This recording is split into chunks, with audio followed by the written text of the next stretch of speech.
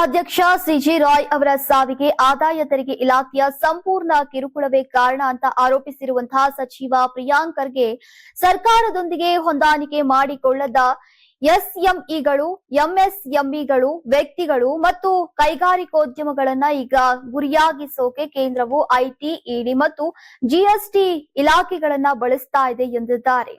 ಇದು ಆದಾಯ ತೆರಿಗೆ ಮತ್ತು ಜಾರಿ ನಿರ್ದೇಶನಾಲಯದ ಅಧಿಕಾರಿಗಳಿಂದ ಕಿರುಕುಳವಲ್ಲದೆ ಬೇರೇನೂ ಅಲ್ಲ. ಇದು ದೇಶದಾದ್ಯಂತ ನಡೀತಾ ಇದೆ. ಕರ್ನಾಟಕದಲ್ಲಿ ಇದು 3ನೆಯ ಅಥವಾ 4ನೆಯ ಪ್ರಕರಣವಾಗಿದೆ. ಕೇಂದ್ರೀಯ ತನಿಖಾ ಸಂಸ್ಥೆಗಳನ್ನ ಕಿರುಕುಳ ನೀಡುವ ಸಾಧನಗಳಾಗಿ ಪರಿವರ್ತಿಸಲಾಗಿದೆ. ಕಾನೂನುಬದ್ಧವಾಗಿ ಜೀವನೋಪಾಯ ಕಂಡುಕೊಳ್ಳುವಂತಹ ಜನರು ಇಂತಹ ಕಿರುಕುಳಕ್ಕೆ ಒಳಗಾಗ್ತಾ ಇದ್ದಾರೆ. ಇದು ಕೇವಲ ರಾಜಕೀಯ ಆರೋಪವಲ್ಲ. ರಾಯ್ ಅವರ ಕುಟುಂಬ ಕೂಡ ಇದೇ ರೀತಿಯ ಕಳವಳವನ್ನ ವ್ಯಕ್ತಪಡಿಸಿದೆ. ಯಾವುದೇ ಪ್ರಕರಣವಿರಲಿ, ನಾವು ಅದನ್ನ ತನಿಖೆ ಮಾಡ್ತೇವೆ. ಅಲ್ಲಿ ಹಾಜರಿದ್ದಂತಹ ಐಟಿ ಅಧಿಕಾರಿಗಳನ್ನ ಸಹ ನಾವು ತನಿಖೆ ಮಾಡ್ತೇವೆ ಹೀಗಂತ ಪ್ರಿಯಾಂಕ್ ಖರ್ಗೆ ಅವರು ಹೇಳಿದ್ರು.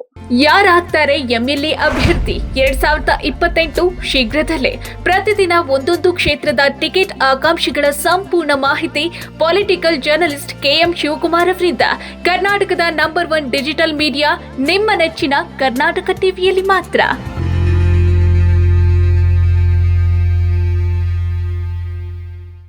ನೀವು ಸಣ್ಣ ಆಗ್ಬೇಕಲ್ವಾ? ಅದು ಒಂದು ಉತ್ತಮ ಆಹಾರದಿಂದ ಸಣ್ಣ ಆಗ್ಬೇಕಲ್ವಾ? ಪ್ರತಿದಿನ ನಮ್ಮ ಜೀನಿ ಸ್ಲಿಮ್ ನ ಯೂಸ್ ಮಾಡಿ ಯಾವುದೇ ಸೈಡ್ ಎಫೆಕ್ಟ್ ಇಲ್ದಂಗೆ ನೀವು ಸಣ್ಣ ಆಗ್ತೀರಾ.